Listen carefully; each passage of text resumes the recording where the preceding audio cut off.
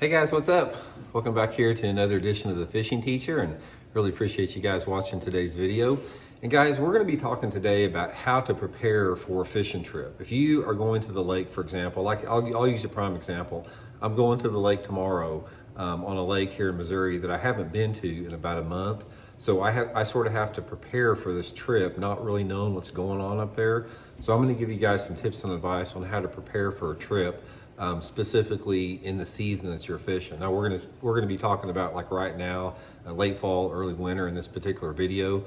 But there's some processes and steps that you should go through that really helps you get on those fish quicker when you do get out in the water. So that's the point of today's video.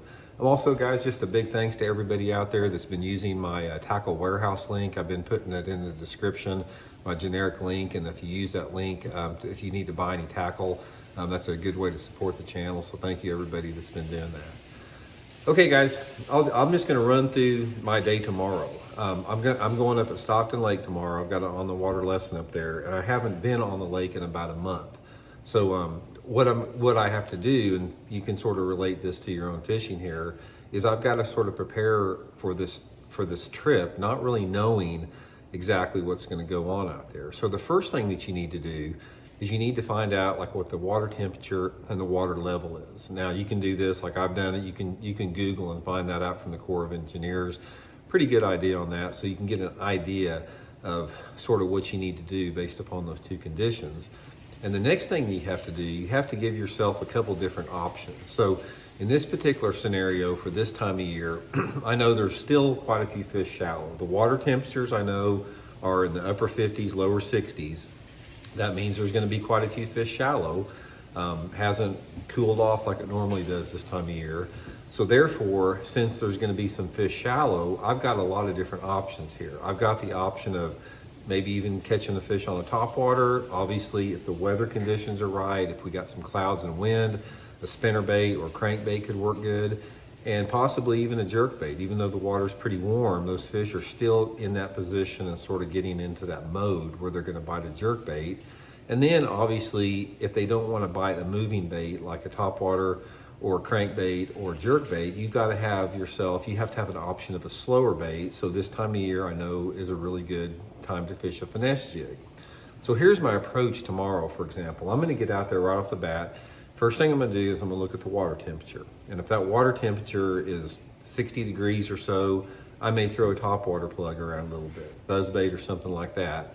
And if that's working, fine. If it's not working, then I may go to my next choice is going to be probably like a crankbait, thinking that those fish are going to be up shallow feeding, water's cooling down a little bit, looking to feed up for winter, that type of a deal. Try the crankbait a little bit, maybe for half hour, 45 minutes, couple different colors.